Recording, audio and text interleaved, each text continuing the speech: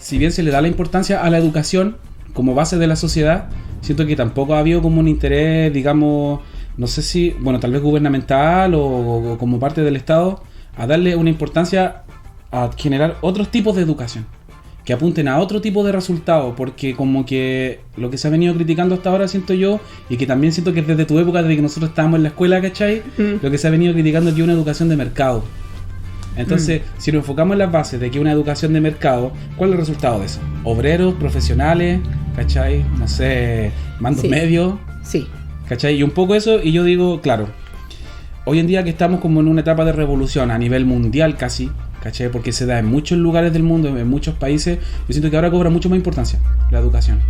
Sí. Cobra mucho más importancia tratar de como de velar o de correr un poco el velo de lo que no veníamos tomando atención y que en cierta medida han sido los estudiantes como el impulso motor de toda esta revolución. Desde nuestra época, incluso desde antes. ¿Cachai? Pero nosotros somos que de la revolución pingüina, de la primera, ¿o no? Yo no. No me tocó. Ah, ya. Bueno, eso. A ti te tocó. Entonces, yo te quería preguntar eso. ¿Cómo ves tú la importancia de... perdón, voy a dar la bienvenida. Bueno, estamos con Gabriela. Gabriela, ella es profesora, parte de un proyecto educativo llamado Sombra de Árbol, que ya vamos a hablar de eso, de aquí de la comuna del territorio de Villarrica. Así que bienvenido y bienvenida a este podcast emitido desde la zona lacustre de la región chilena para el mundo, hasta lavar el mate. ¿Cómo estás, Gaby? Hola, bien. Nerviosa. ¿Bien? ¿Nerviosa? Sí, pero bien. Gaby, ¿cómo ves tú la importancia de establecer o de creer en otras bases alternativas de educación? ¿Es realmente necesario? ¿Desde dónde nace esa necesidad de buscarla? Porque digamos que yo un poco conozco tu evolución aquí en el territorio hasta crear este proyecto. ¿De dónde nace esa necesidad? O si tú lo ves como necesario para la sociedad, para los niños. ¿Cuál es tu enfoque? Es que, bueno, igual la pandemia nos ha mostrado harto eso, como que la escuela hoy en día está bien transformada en algo que es muy necesario para que los papás trabajen. Todos lo sabemos. Sí. Siempre se ha sabido que surge desde esta necesidad de que el papá trabaja todo el día y necesita un lugar, ¿cierto?, para que el niño se eduque. Y además esté bien cuidado mientras el papá genera las lucas para vivir. Ese es el sistema que tenemos. ¿Qué es el origen de la escuela? Sí, es el origen de la escuela y el sistema que está, ¿cierto?, que domina. Y la pandemia lo muestra mucho más cuando los papás tienen que estar en la casa y se transforman en una necesidad absoluta que vuelvan a clases presenciales. Y eso también hace que no haya mucho interés en el fondo de lo que está pasando en la escuela. En lo que ocurre ahí. Hay como... creo que en un inicio también fue el que aprendieran cosas, ¿cierto? A leer. También eso fue tener una cobertura, que muchos niños leyeran. Luego que eso se cumplió, empiezan a aumentarse las metas, pero siempre son metas como súper... como las mismas metas para todos. En masividad también.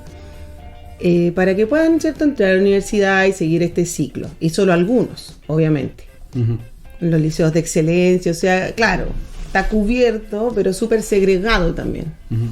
Cierta educación para ciertas personas, el otro gueto tiene otro tipo de educación, y así. Entonces, no hay mucho interés en que eso se rompa. No. De hecho, la gente que va a colegios pagados va no necesariamente porque la educación sea buena, sino que porque ahí se asegura que tienen redes de conexión para poder tener más pega, y ahí se mueven en los mismos círculos. Claro, sí. Y los otros niños jamás van a tener contacto con alguien de ese otro círculo y se mantiene, y eso es lo que ellos también quieren sostener, que se mantenga esta diferencia, porque si no, ¿dónde están los obreros? ¿Dónde los van a dejar? ¿Quiénes van a hacer las cosas para ellos? Entonces sí, es un sistema que acomoda y que habla mucho de nuestra forma de vida y la segregación que existe en todo el mundo, ¿cierto? Y bueno, la motivación mía de llegar a esta ni siquiera fue esa que estamos conversando. Creo que fue un poco por mi hija, por una necesidad de... Sí. O sea, ahí viene recién mi cuestionamiento, ni siquiera con mi propia educación, sino con la de mi hija. Cuando la metí acá al colegio en Villarrica no podía creer las cosas que... Claro. La manera de educar y de mirar a los niños y a las niñas como como un depósito, ¿cierto? Como que deposito contenido ahí. Uh-huh. Y mucho maltrato.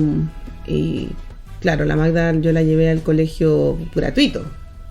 No tengo la experiencia de los otros colegios pagados de Villarrica, pero... Uh-huh. Municipal. Sí, pasó por varios, y yo en la incesante búsqueda lamentablemente mi hija fue como un conejillo, porque pasó por muchos colegios. Uh-huh. Y cuál de todo era peor. Y yo sin tener mucho conocimiento en ese tiempo, yo soy diseñadora, no profe, entonces no tenía mucho conocimiento, pero también sabía que eso no era. Y ahí empieza como la búsqueda de un espacio para ella, y como diseñadora me interesaba mucho la educación y me metí a trabajar en colegios haciendo recursos educativos. Uh-huh. Y ahí fue cuando llegué a la escuela Alta Bancura, que es el Filadelfia ahora. Sí. Y fui a ver clases, para hacer recursos educativos, y cuando llego ahí veo las clases, digo, aquí no se necesitan recursos educativos, aquí se necesita un replanteamiento global. Y fue donde la directora le digo, así como que a mí me pagaban por hacer recursos, y decía, que saco con hacer un recurso que se va a utilizar 2 o 3 veces, o sea que hay que hacer una transformación, para una continuidad. Y eso lo sostuve siempre, como que aquí no hay que hacer recursos, aquí lo que necesita es que el profesor cambie. Y también, bueno, desde ahí que la directora me llama para poder trabajar en su colegio, porque también siento que se necesita una nueva mirada en la formación de profesores. Uh-huh. Esto es, cambiar la educación es una cosa bien que necesita hartos cambios. Siento a veces que desde el ministerio, o las cosas que escriben, los planes y programas, son buenos, pueden estar sumamente alineados con lo que yo hago en mi escuela. Uh-huh. El problema es que no se ejecutan, y hay que ver por qué no se ejecutan, porque dentro de eso está lleno de burocracia y un montón de papeles. Entonces, por una parte se dice que se quiere una educación, ¿cierto?, inclusiva, enfocada en el niño, que el niño juegue, todo eso está escrito en las bases curriculares y que se aprenda de distintas maneras, pero por otro lado las fiscalizaciones van por otro, te exigen otra cosa, en el CIMSE no te piden eso, entonces las platas al final que les entregan a los colegios no van acorde no es lo que te exigen, y los colegios van a hacer lo que les exigen. Ese es un problema que yo vi en ambos colegios en los que trabajé, y que fue un tremendo, ¿cómo decirlo? Fue como una traba para poder ejecutar ambos proyectos, tanto el de San Luis como el Filadelfia. Un problema eso. Pero porque hay que equilibrar esas dos cosas. Como que siento que de repente todo eso nace más desde la necesidad, ya sea de profesores o de apoderados.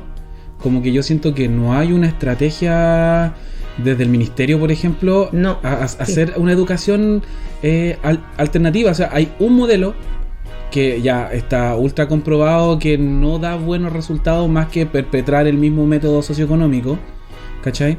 Pero no sé si la otra alternativa que han nacido como proyectos del ministerio. Yo todos los que conozco son profesores que se cuestionan, así como tú, que se cuestionaron si el método funciona, o apoderados que surge la necesidad de darle otra alternativa a su hijo para no seguir repitiendo el mismo patrón, porque la escuela finalmente lo que conocemos es un método que se repite y se repite y se repite, y aunque yo lo he escuchado de muchos profesores que lo cuestionan, pero aún así siento que no se hace algo.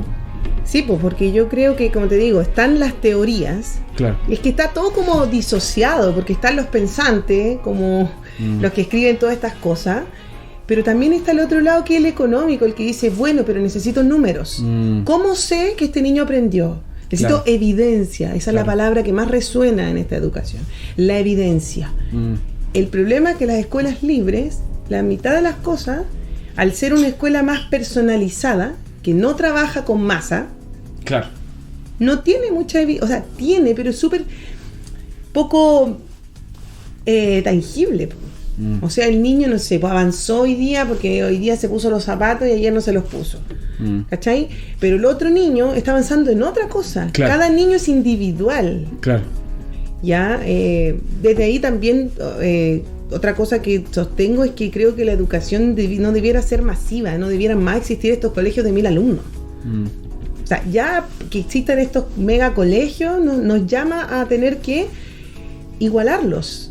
Claro, esto de personalizar se borra. Claro. Y ahí en esa realidad es súper difícil como tener esta sensibilidad que existe en las escuelas libres, que es muy personalizada, al menos es lo que siempre traté de hacer, y yo nunca he tenido, por ejemplo, 40 alumnos. Yo no sé qué haría con 40 alumnos, me muero. Y no porque no se pueda, sino que porque para mí es imposible ver la gente como masa. Sí. O sea, yo siempre en el Filadelfia tenía, no sé, llegué a tener hasta 4 niveles, y en el San Luis también. Primero, segundo, tercero. Entonces desde ahí uno aprende como que al niño se le entrega lo que necesita, no lo que dicen los planes, o no necesariamente lo que le corresponde por edad, sino lo que el niño necesita. Entonces creo que estas grandes instituciones o estas grandes escuelas lo único que hacen es generar mayor burocracia y mayores maneras de evaluar y asegurarse de que ese niño aprendió, porque hay una plata invertida. Entonces yo invierto en la medida de que yo te doy plata a tu colegio, pero tu colegio me tiene que demostrar de que los niños aprenden. Entonces en ese juego se empieza a caer.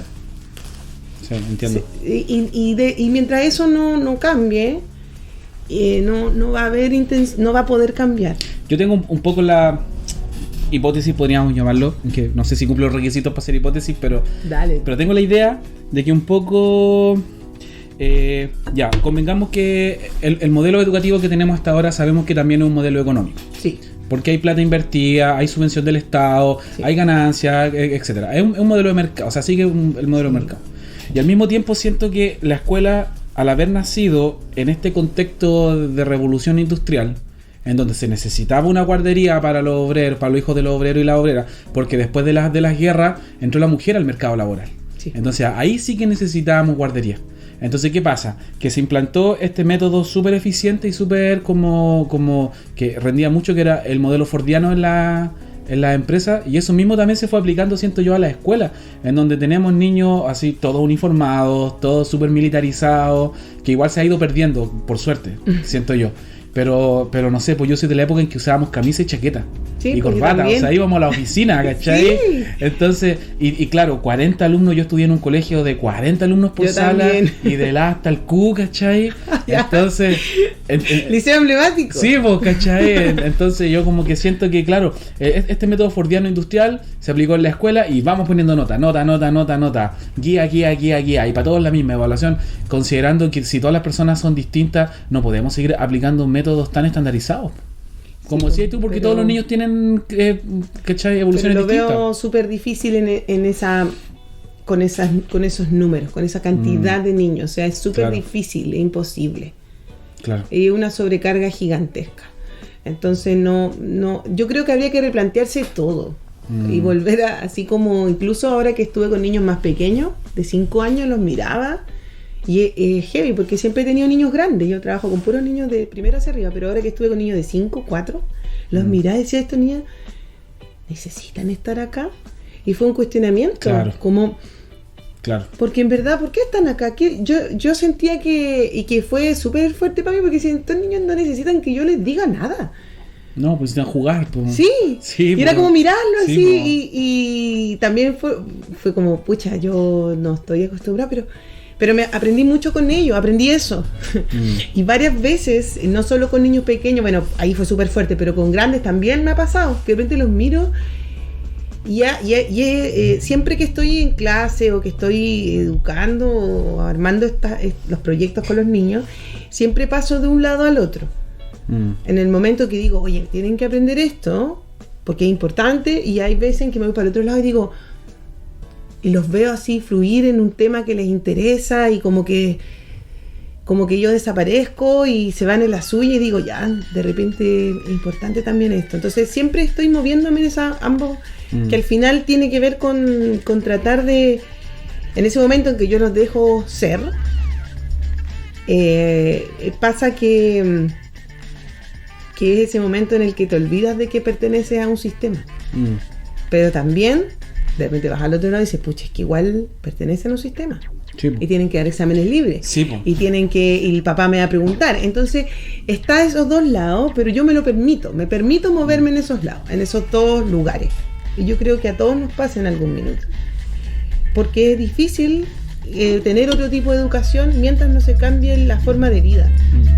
Que es una discusión que hemos tenido con la educadora con la que trabajo y que nos hemos cuestionado harto, la educación en sí, el tema de las guarderías, ¿cachai? Que sí sabemos que son para que los papás trabajen y lidiar con ese equilibrio que significa, bueno, pero también entiendo que el papá tenga problemas, o sea, tiene que trabajar online, el niño ahí entre medio, abandonado. Entonces, siempre ella me decía, bueno, pero es que la familia se tiene que hacer cargo, sí, pero la familia tiene que comer en este sistema crudo y rudo que tenemos que sobrevivir un poco. Claro. Entonces, claro que la educación no va a cambiar mientras ese sistema siga funcionando de esa forma. Claro, es un imposible.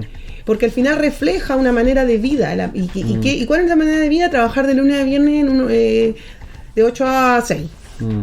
Y eso es y los más afortunados, porque los trabajan de lunes a sábado, lunes a domingo. Gente que, sí, estoy diciendo como los más afortunados, pero es súper triste asumirlo y que lo hemos conversado con ella, porque ella nos llevaba a los niños al colegio. Hacía unschooling. ¿Se llama? No sé, algo así, pero...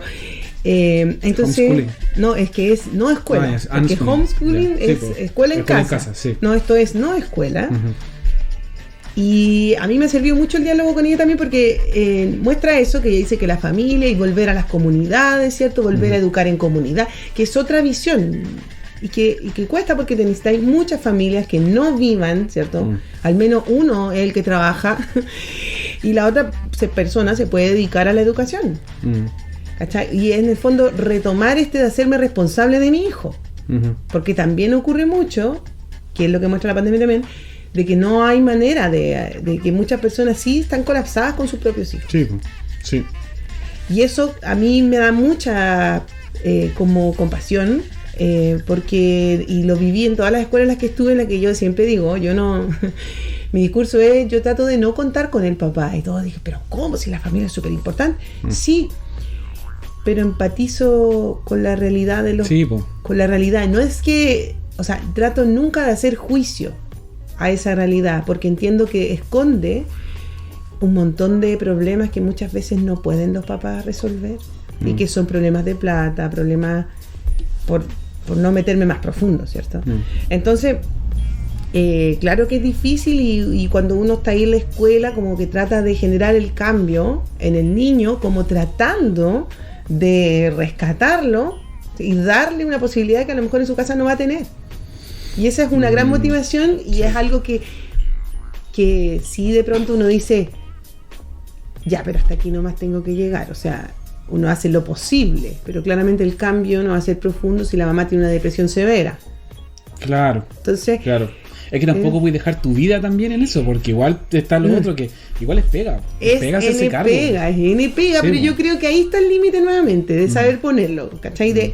Pero siento, al menos dentro de mi experiencia, en todos los colegios en los que he estado, incluso ahora, siempre hay un cambio. No va a ser total y no va a ser rápido si no se cuenta con la familia, pero existe. Entonces, yo con eso me quedo nomás. Trato de contentarme con eso, pero sí es frustrante, porque no va a cambiar la educación mientras no cambie nuestra forma de vivir. Yo creo que por ahí va. A mí me pasa un poco que yo cuando mi hijo era pequeño, bueno, mi primer hijo era pequeño, yo con la mamá teníamos la idea como de hacer, que en esa época tampoco le llamamos homeschooling, porque entendíamos la diferencia entre escuela en la casa, que era dedicar horarios, ¿cachai? Sí. Nosotros habíamos leído unos textos de una gringa que vivía aquí en Chile, en Concepción, ya no recuerdo su nombre, que hablaba como de educación respetuosa, crianza respetuosa, algo así. Entonces, nosotros una vez fuimos a un encuentro de familias escolares en Santiago, y como que yo me di cuenta que en realidad todos los que la hacían y la podían hacer, porque mi hijo era pequeño, tenía como 3 años, algo así, todos los que la estaban haciendo eran personas que tenían un buen pasar económico. Sí. Porque se necesita, porque como decía, uno tiene que trabajar, y no sé, en el caso mío, yo tenía que trabajar, o la mamá trabajaba, y toda la pega recaía en la compañera o en el compañero. Sí. Entonces ahí es donde yo digo, ya, surgen estas otras alternativas que no están avaladas por el Estado, por lo tanto no pueden contar con subvención. ¿Cachai? Entonces, ¿cómo hacemos, digo yo, sustentable? Porque a veces siento, y en la discusión que he tenido con amigas o con otras personas, sobre esta alternativa educativa, por ejemplo Waldorf, que es como la más emblemática en estos tiempos, ¿cómo la hacemos como no excluyente? ¿Cómo la hacemos inclusiva? Porque, por ejemplo, no se puede llevar una educación alternativa a un barrio donde las condiciones son distintas, a una población donde las condiciones son distintas, donde no hay tiempo para meterse en las tareas, donde a veces no hay tiempo ni ganas, ni recursos, digamos, emocionales, ni educativos, como para estar ahí presente. Y yo lo digo desde mi experiencia porque yo un poco también me rendí, ¿cachai? Porque a mí también me pasó, pues, porque yo, claro, tengo que trabajar, tengo que estar ahí dando la pelea en el laburo y no puedo estar todo el tiempo, y mis hijos que ya están grandes, materias que ya no recuerdo. Entonces yo por ejemplo, sí necesito una guardería para ellos. Y que al mismo tiempo, de alguna manera también aprovechen su tiempo y lo eduquen en cosas que le va a servir. Porque siento yo, y no sé si hay como casos de los que podamos hablar en los cuales un niño o una niña haya crecido y haya salido de uno de estos modelos y no se haya, o se haya insertado exitosamente en este modelo de sociedad que estamos criticando, porque un poco siento que esta educación siempre está en los márgenes. Porque nace de los márgenes, nace de la crítica, nace de la disidencia con respecto a lo que ya existe. Entonces, ¿es posible? ¿Se puede hacer sustentable? ¿O podemos incluirlo? ¿Podemos tratar de abarcar lo máximo posible del espectro social, vincularlos con nuestro territorio, ¿cachai? Mira, es una frustración gigante eso de serlo inclusivo en cuanto a la plata. Es un tema que en mi pie es como mi piedra en el zapato. Claro, de más. Yo partí cobrando bien poco a los primeros. Porque quería que el proyecto existiera y sabía qué familias eran, y esas familias aún tienen un precio moderado para la pega que significa, pero también es harta pega. Entonces también uno dice, pucha, tengo que valorar mi trabajo, y empieza como a asumirlo, ¿cierto? Asumirlo. Entonces, pero yo creo que eso no tiene mucha solución, ¿ya? Como que está difícil. La opción que yo tengo es esa, yo tengo valores diferenciados, por ejemplo. Claro, adaptándose a las necesidades igual. Sí. Y en un momento yo estaba dispuesta a cobrar bajo a todo el mundo, pero también surgen las decepciones. Ya, entiendo. Y al final cambié de estrategia y dije, no, mejor no. Ya los que ya sé que están conmigo, mantienen. Pero los nuevos, no los conozco. Claro, sí. Entonces adopté mi estrategia y también podemos ir variando. Y yo tengo como ese equipo de sostenedores que le llamo yo. ¿Cachai? Que ya son mucho más que... O sea, son los que sostienen y por eso tienen ese precio también, porque cuento con ellos. Claro, hay confianza, nos conocemos hace tiempo, entonces... Pero lo bueno es que no necesariamente somos amigos. Que a mí me interesa mucho eso. No es que no me guste tener amigos, pero me gusta eso de que es una característica nuestra de la diversidad, ¿cierto? No pensamos todos igual. Que es lo bonito también. Pero tenemos que para mí es demasiado importante, y lo repito siempre, porque no me gustan los guetos, no me gustan puros que piensan igual, puros antivacuna o puros no sé qué, no, aquí hay, ideológica, sí, no, a mí me gusta y favorezco eso. Entonces dentro de este grupo hay mucha gente diversa, pero que tenemos un punto común. Entonces en cuanto a plata, esa ha sido mi forma. No me llena totalmente, pero por ejemplo, igual ahora, por ejemplo, aumentamos en cantidad y me doy cuenta que tengo que hacer arreglos y siento mucha felicidad de saber que los puedo hacer. O sea, si yo hubiese dicho no, ya barato todo, hoy no tendría para hacer esos arreglos. Y al final esos arreglos igual implican que yo ejecute mejor mi trabajo, o sea, que no quede mojado, que la gotera que tengo ahí no qué sé yo, no me moleste. Ahora los papás aportan un montón aparte de eso, o sea, cada cosa que está ahí, los muebles lo hicieron ellos, fueron a cortar ramas, hacen invernadero, hacen talleres también, o sea, aportan. Pero también hay una conciencia de que yo no puedo decir, oye, necesito que en una semana me armen, qué sé yo, que ahora tenemos que hacer como una chiflonera, ya en una semana me la tienen que construir. O sea, yo trabajadora, sé muy bien que todos trabajan, o sea, también puedo pedir ayuda, pero siempre soy respetuosa en la medida que pueda, y si alguien no puede, o sea, yo no voy a decir, no, que este papá no está comprometido, no.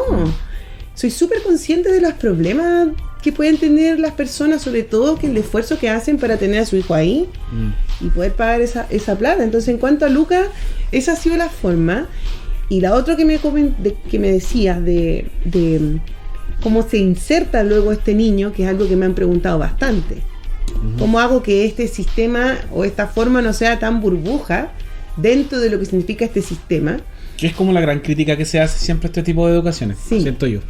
Y que yo soy enfática en esto, porque siempre les digo a los niños, escuela libre, ustedes, no es que yo vengo aquí y hago lo que quiero. O sea, comprendámoslo, porque es un tema ese. Yo soy súper estricta y súper así como... No me gusta esa palabra estricta, suena como... en la escuela libre es una gran responsabilidad para ellos.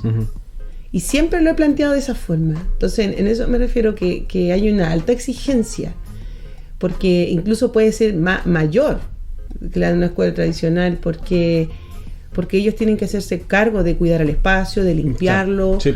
De proponer los proyectos, de responder, de hacerse cargo si no van a responder. Ellos saben que todo lo que pasa ahí depende de ellos, no de mí. Y si ellos no se mueven, la escuela no van a aprender y no va a pasar nada y nos vamos a aburrir. O sea, como que conjunto. En algún minuto puede ser de que, no sé, pues se aburran de hacer lo que quieren y me digan, ya, ¿qué vamos a hacer ahora? Es súper, es uno de nuestros sellos como hacerse cargo y ser autónomo. Y yo con los que ya llevan 2 años, ya hoy día, por ejemplo, les dije, ya, ustedes tienen que comentarle, porque tuvimos un proyecto el año pasado que era de la cultura. La cultura de la escuela, definirla. Definirla para compartirla a los niños nuevos. Entonces hoy día yo voy y les digo, ya ahí tienen el libro. Hicimos un libro, hicimos una película, todo. Qué entretenido. Entonces ellos fueron y les dije, ya ahí tienen el libro. Ustedes tienen que ver cómo transfieren esa información a los niños nuevos. Adiós. Y yo me fui. Y ellos se organizaron, propusieron, porque ya saben. Y eso se educa. Entonces, eso es lo que a mí más me interesa, mucho más allá de los contenidos. Un niño que sea capaz de actuar en autonomía, con voluntad, con trabajo en equipo, organizarse, para mí ya está todo logrado, porque un niño que yo le puedo decir, oye, haz esto, lee ese texto, tráeme 3 ideas principales y luego expone. Y lo va a hacer, porque ya está educado en eso. Entonces, en cuanto a lo que significa, por ejemplo, la educación, no sé, pues, si ese niño tiene que ingresar a un sistema tradicional o afrontar eso, también nosotros hacemos práctica de eso. Yo les paso guías también, y no con el afán de llenarlo de guías, sino que les paso desafíos, los que ellos... Claro, que conozcan la otra realidad también, pues. Sí, claro. Totalmente, y que ellos tengan que leer. Y no es que no sé, tienes que leer y estrategias para entender lo que se te pregunta. Claro. Y que también es autonomía. O sea, es súper importante eso en nuestra escuela, como ser capaz de entender lo que leen y poder contestar algunas preguntas. Y yo lo hago igual, equilibrado. Y dentro del proyecto de la cultura, una de las actividades que tuvimos que suspender por el estallido era visitar escuelas. Porque hubo un momento en que yo les dije... ¿Escuelas convencionales? Sí. Íbamos a ir como observadores participantes, íbamos a hacer como etnografía. Y los niños tenían todo un plan, así teníamos una bitácora y ellos anotaban primero observaciones de ellos, como para poder aprender. Claro. La idea era un poco lo mismo que estamos hablando. Ser consciente de de los beneficios que tienen. Sí. Yo soy súper enfática en eso. O sea, como que esto no es un juego, no es como que vengo acá así, qué rico, me comprenden. No, esto es una responsabilidad. Sí. A eso me refiero con la exigencia. O sea, aquí yo siempre les digo, ustedes van a resolver los problemas que tenemos hoy día, por favor. Y sí, como que me miran, se sorprenden, porque sí, porque nosotros trabajamos a la medida que se puede, ¿cierto? Vamos complejizando, pero la idea es resolver problemas y problemas de la vida real. Y lo que tú dices del territorio también. Hartas actividades que hacíamos era recorrer la ciudad, observarla, proponer solución, pero eso surge primero desde la escuela. O sea, nosotros en la escuela tenemos un problema y lo resuelven ellos y hacen propuestas, probamos. O sea, es una actitud de vida al final que se educa, pero no se va a educar mientras no haya conciencia de que educación libre no tiene que ver con, al menos desde mi visión, conseguir ningún tipo de regla. De regla impuesta me refiero ni del sistema tradicional, ni del sistema Waldorf, a pesar de que yo puedo incluir cosas de esos sistemas. Nosotros no nos regimos por ninguno, porque nos regimos por lo que somos nosotros, en el grupo. por lo que va ocurriendo ahí. Entonces siento que no es tan difícil insertarse, todo lo contrario, siempre digo, aquí hay un tema fuerte de autoestima, de sentirte capaz y de descubrir quién eres y cuál es tu aporte en este mundo. Cosa que a muchos de nosotros que salimos de cuarto medio no tuvimos. Salíamos y ya, ¿y qué hay que hacer ahora? ¿Y ahora qué me va a decir qué hacer? Afortunadamente los niños hoy, los niños al menos los que ya llevan 2 años, ellos saben para qué son buenos. Algunos no lo sabían y lo descubrieron. Entonces, si descubres eso, ya, claro, te va a costar a lo mejor entender otra educación, pero a los niños de la escuela nuestra no tanto, porque nosotros siempre lo dialogamos. Y en un minuto, cuando les costaba, como comprenderlo, porque esto fue un proceso entenderlo para ellos. O sea, entender lo que significaba una escuela libre. Para que no pase lo que tú dices. Sí. Yo les dije que si ellos no tomaban bien esta responsabilidad, yo era capaz de transformarme en una escuela tradicional. Te lo juro. ¿Y qué te dijeron? Me miraron y yo dije, pero es que obvio, porque la libertad se gana. Sí. Y a mí me importa un comino lo que porque otra cosa que le dije a los papás también, le dije, la escuela es de los niños y lo que pasa aquí depende de lo que pasa con el grupo. Sí. Entonces, si el grupo realmente no entiende esta libertad, yo voy a tener que retroceder, porque las libertades se ganan. Y entonces cuando de repente yo hacía pruebas así como que les voy a dar 10 minutos para que dialoguen o para que lean eso en silencio. Y yo ponía el cronómetro y ellos estaban 10 minutos leyendo eso. Entonces, por eso te digo, es el hacer que entiendan ese que es un poco mi visión. No sé si es la de todos, pero yo insisto en que no hay manera de valorar algo si no soy capaz de entender lo que significa. Cuando lo pierdo es cuando lo valoro. Cuando pierdo esa libertad. O sea, había niños que me decían, no sé, oye, ¿yo puedo salir? No. ¿Y por qué él sí? ¿Por qué él sí puede salir solo? Porque él se ganó mi confianza. Claro. Yo sé que él va a cumplir, que no va no se va a saltar la reja. Entonces yo necesito ganarme tu confianza. ¿Vas a ir? Sí. ¿Vas a volver? Sí. Entonces todo se construye y es súper bonito como el grupo se empieza a regular y empiezan a tomar este poder, que es uno de nuestros sellos, el poder de que la escuela es mía y que exista y que tengamos esta libertad es una ganancia, es algo que nos ganamos, no es algo que se dio solo, que yo dije que era una escuela libre, ¿te fijas? Entonces creo que personas formadas de esta manera, aunque sea en este sistema horrendo en el que vivimos, capitalista y todo, va a permitir tener personas con una autoestima súper, o sea, con un conocimiento de sus capacidades, una buena autoestima, con motivación de generar cambio, con una actitud súper crítica. Entonces, ya con eso te podías adaptar a cualquier examen, porque sí, pues, realmente son otras las herramientas. Sí, pues, y esas son las fundamentales y esas son las que yo me comprometo. El niño va a salir de aquí y yo tiene que ser capaz de que yo le pase algo y él lo ejecute solo. Como que escucho un poco como describe el proyecto o la escuela, y como que se me ocurren varias palabras. Se me ocurre autodeterminación, apoyo mutuo, autodeterminación, autoconocimiento. Como que siento un poco que se parece mucho a proyectos libertarios, proyectos anarquistas de educación que he escuchado por ahí. Democráticos, sí, también funcionamos bien así, como democráticamente. Claro. Todo se decide por ellos. Pues digo, no hay ley. Claro. Es que más que democracia, porque yo siento que la democracia es como el gobierno de la mayoría. En cambio aquí como que igual hay un tema asociativo de tratar de llegar a la decisión de todos. Sí. Porque imagino que si alguno no está de acuerdo en algo, se busca un consenso para que todos queden satisfechos. Entonces eso, a mí más que democracia es anarquía, o sea, anarquía en el buen sentido de la palabra. Sí, te entiendo perfectamente. Ahora igual, a veces ellos generan votaciones, depende de lo que se discuta. Que está bien, pues sí está bien, pues. O sea, todo depende de la necesidad, pues. Exacto. Sí, si el tema es muy liviano o muy poco trascendente, claro que puede haber una votación, o sea que no sé, pues comemos la colación a las 10 o a las 10:30. Claro. ¿Levantamos o no la mesa? Porque a veces era así. Estaban súper embalados haciendo una maqueta y es como, chuta, ¿ya qué hacemos?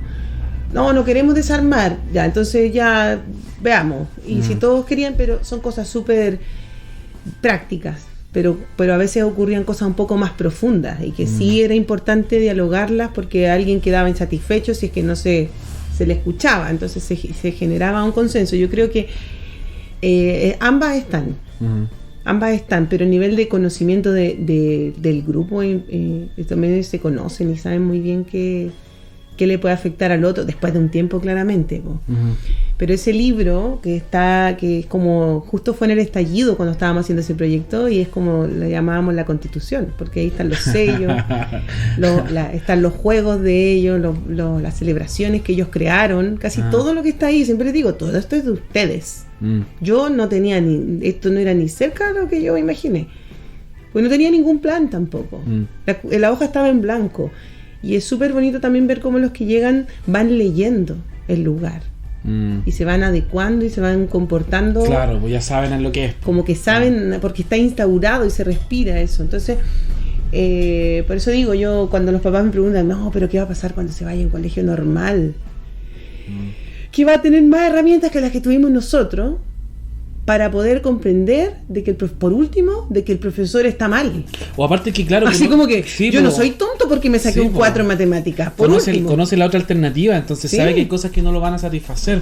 Que al mismo tiempo también va a significar un incentivo para los cuidadores, ya sea la mamá o el papá o quien está a cargo de ellos, de que busque otra alternativa también, pues dentro de lo posible. Sí, y van a hacer busquilla, y van a hacer así como, oye, ¿por qué el profesor? Es que me pasa con la Magna, mi hija, que va al colegio y pura revolución.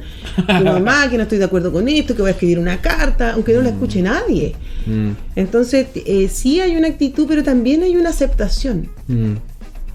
Porque ellos ya saben que existen otro tipo de educación y se acepta.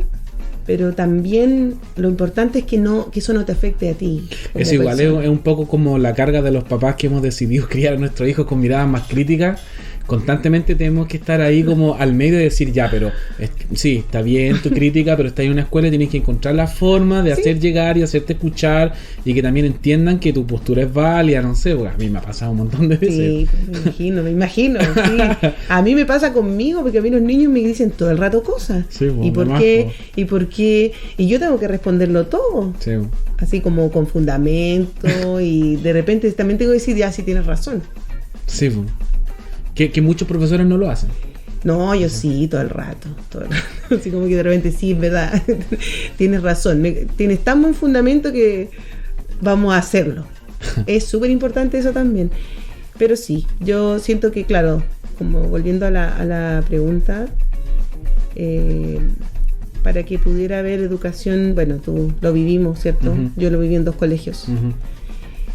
También pasa por que muchas personas, claro, aparte de lo que hablamos de la sociedad, de lo que significa, ¿cierto?, este sistema económico que tenemos, las personas que cómo se organiza la escuela, cómo se ve, cómo los que la dirigen, a quienes realmente están dirigiendo, por te digo, esto es como viene de hartos lugares, de los que dirigen la escuela, de los formadores de profesores también, que yo he visto, y que a mí tanto que me decían, no, es que tú no eres profesora, y yo veo, y sin afán de pero a mí que la Lore que trabaja conmigo, que estudió educadora de párvulo, me dijo, yo tuve que desaprender.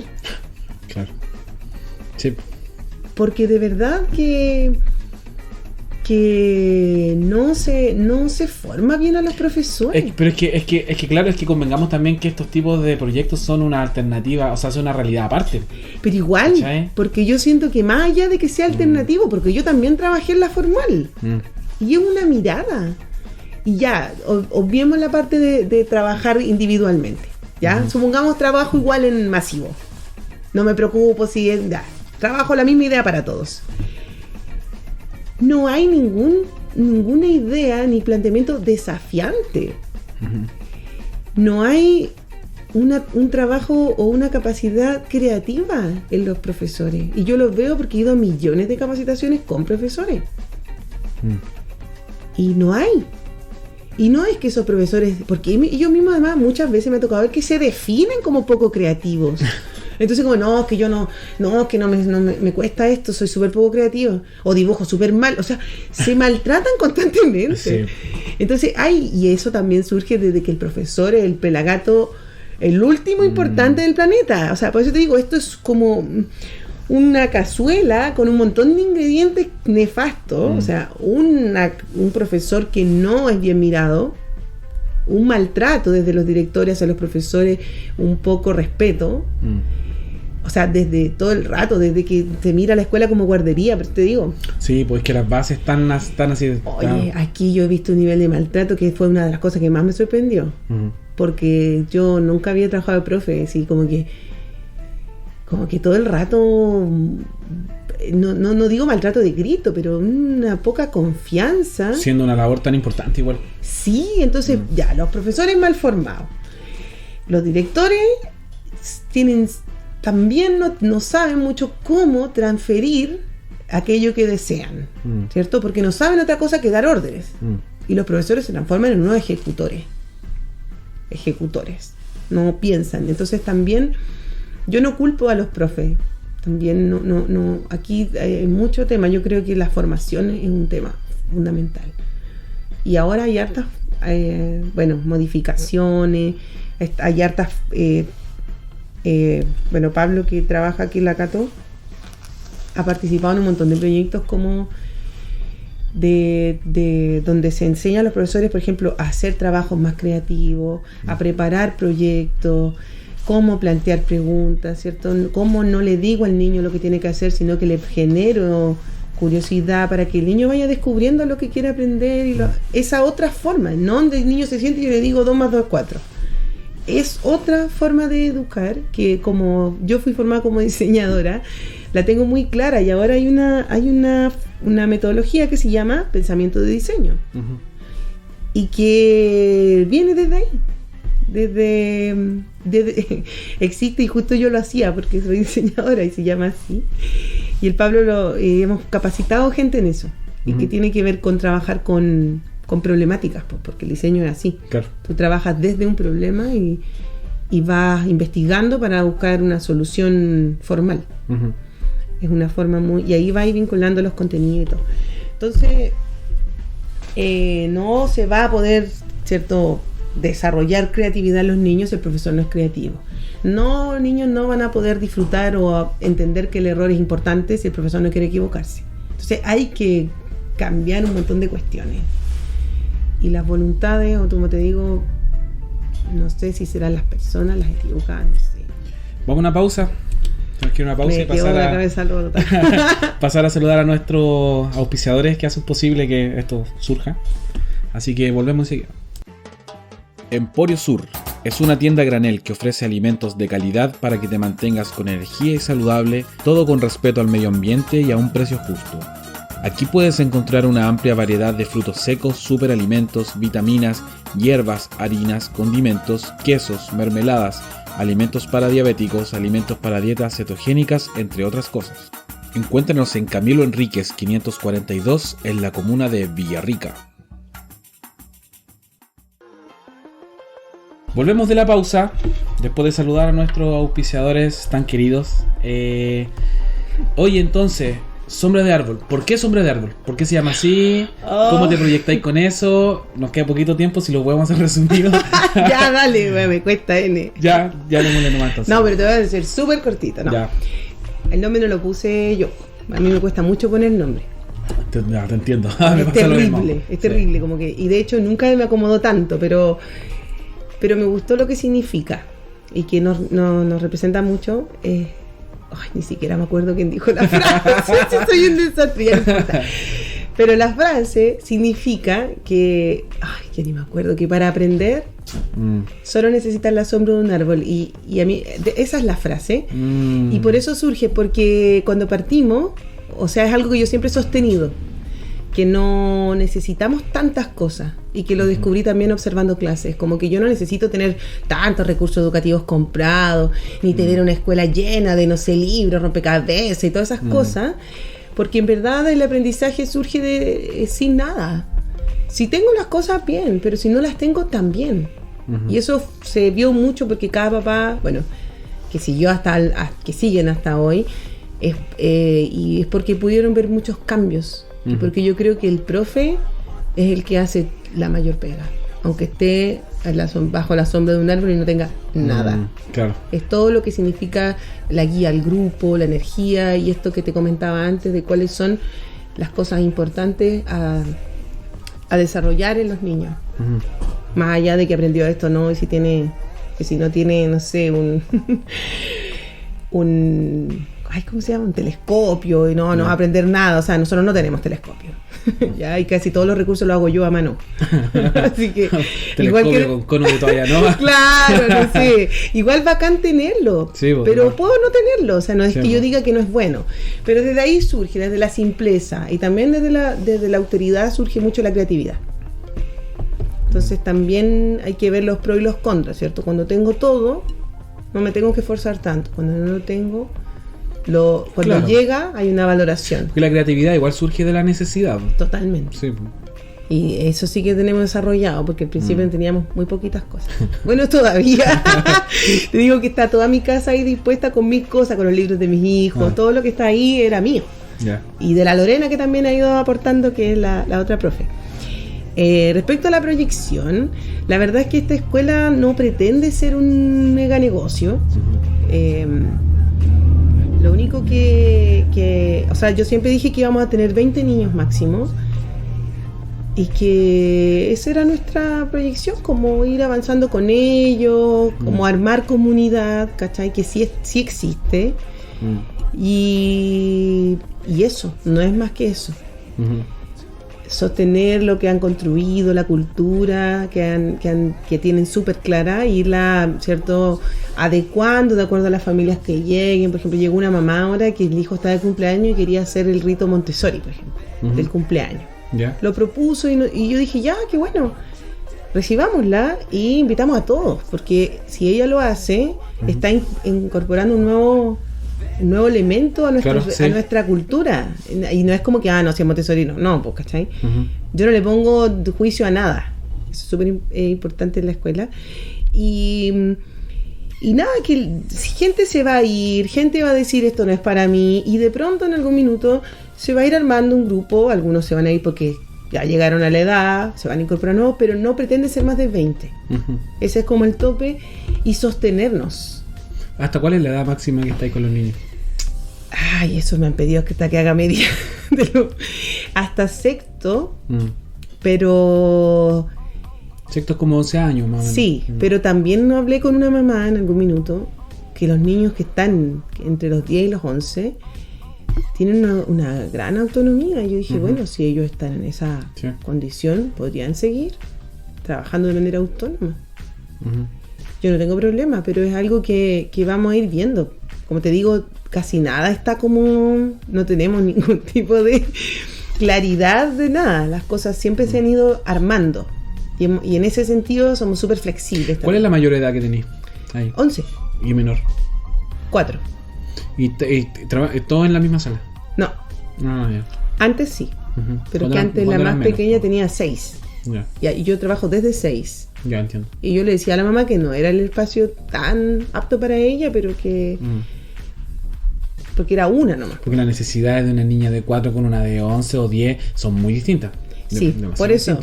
Sí, por eso. Pero en ese tiempo, claro, esta niña tenía 6, la más pequeña, y la mayor tenía 9.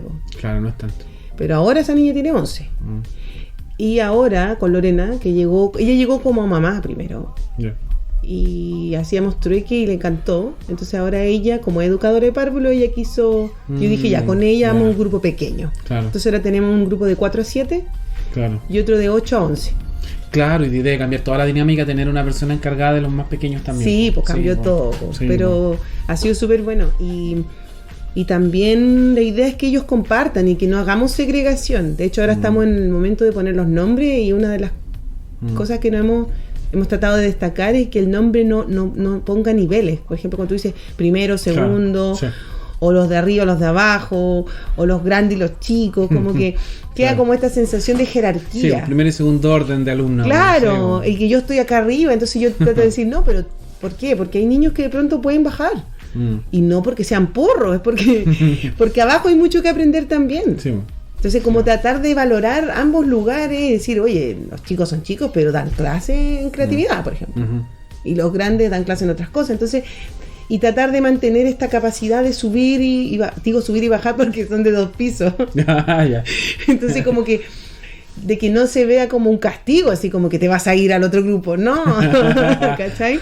Entonces mantener esta especie de familia que no mantiene grupos, que más que nada mantenemos grupos por organización y por lo que dices tú, por necesidades, pero también puede en un momento que un niño, en algún minuto yo trabajo un proyecto y él quiera participar y pueda estar en algunos minutos arriba, pero también necesite jugar. Y eso, todas esas cosas las permite, ¿cierto?, ser pocos. Oye, estamos más o menos en la hora. De repente me gustaría ver si podemos finalizar con... A ver si podemos dejarle una frase, un mensaje a aquellas personas que están así como recién empezando en esto de entender la escolarización o tratar de encontrar una educación un poco más respetuosa, un poco más que... Y que están ahí en la disyuntiva. ¿Qué hago? ¿Los meto a la escuela tradicional? ¿Qué hago? ¿Busco alternativas? Depende de la escuela libre. No, el mensaje es que yo creo que independiente de que hay distintas escuelas libres, creo que siempre hay que tomar esa opción. ¿Y por qué? Porque si bien siempre está el temor de los contenidos, de los exámenes libres, como te decía antes, siempre digo, Maya, todo eso se puede aprender. Pero hay algo que no se puede reconstruir, que es la autoestima, que es el creer en ti mismo, el saber para qué eres bueno. O sea, creo que esas cosas, no es que no se pueda, pero es súper difícil y que yo lo viví, y yo creo que tú también en tu colegio emblemático, que de verdad que tú sales de cuarto medio y llevas 12 años de recibir órdenes. Sí. Creo que es fundamental no recibir órdenes. Tampoco para mí eso significa ser un libertario, pero decidir. Sí, tener gobierno, autogobierno. Exacto, sí. O sea, decidir y decidir desde el también que siempre hablamos, o sea, como que no decido, pero también tengo que ver qué quiere el resto, o sea, pero tener esa posibilidad yo creo que es un tremendo regalo. Aunque no sé, salga y no sepa nada, pero por lo menos sé quién soy y sé que valgo. Porque de verdad que una de las cosas que más me duele a mí de recibir niños de escuela es el daño. El daño de decirle ya, entonces toma, ahí está la hoja y propone tú qué queremos hacer. Su cara es como que se deforma, entonces sí. Y eso que es chico, imagínate cuarto medio, ¿te fijáis? A mí me pasó cuando entré a diseño y como que ya, ahora usted va a hacer un proyecto y lo tiene que presentar a 60 personas. Casi me muero. De hecho, ahí fue donde yo como que rompí con ese temor. Y me hace hoy día tener miedo a nada. ¿Entendí? Pero mientras antes puedas pasar por eso, mucho mejor. Entonces yo lo veo por ahí. Que todo lo demás se puede aprender. Tarde o temprano. Ya, pues Gaby, bueno, muchas gracias. A ti. Haberte tenido aquí en este estudio de grabación improvisado. Está súper lindo. Y por darte tu tiempo igual, porque igual es un tema súper importante, siento yo. Y creo que cada vez más. Sí. Así que, Sombra de Árbol, de repente si alguien quiere conversar contigo. Instagram, que te busque. Así que eso, pues nada, muchas gracias. A ti. Y nos despedimos nomás. Ya, chaito, gracias.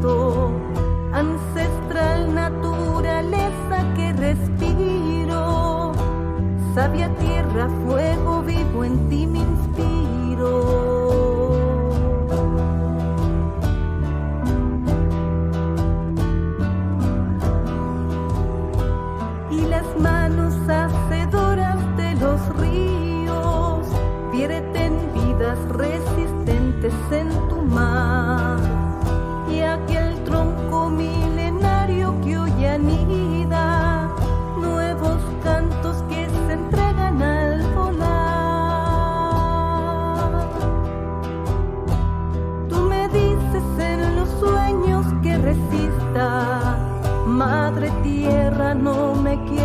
hoy vencer. Una historia yace nueva y los caminos se transforman en Cumenehuen. Tú me dices en los sueños que resista, Madre Tierra, no me quiero hoy vencer. Una historia yace nueva y los caminos se transforman en Cumenehuen. Cumenehuen.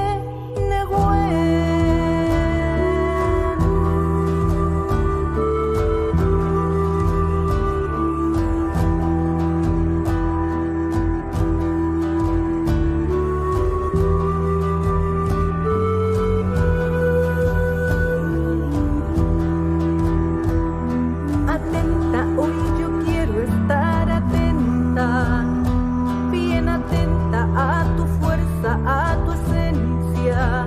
Antu mapu mapu mapu puchal mapu, fortaleza de una historia en resistencia. Atenta, hoy yo quiero estar atenta, bien atenta a tu fuerza, a tu esencia. Antu mapu mapu mapu puchal mapu, fortaleza de una historia de impotencia.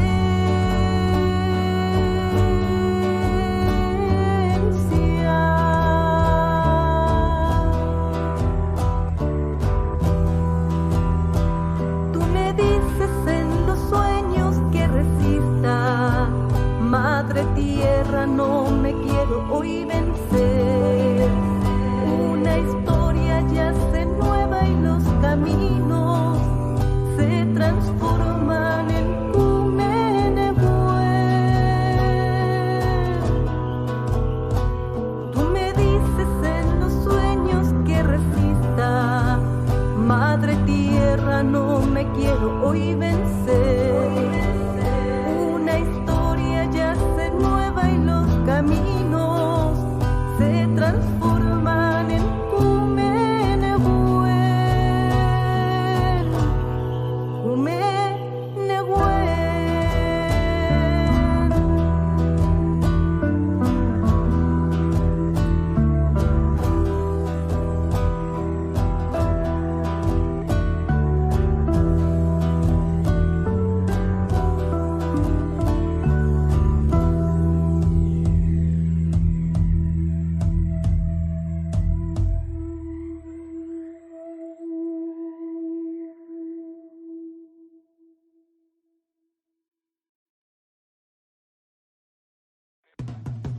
Acabas de escuchar Hasta Lavar.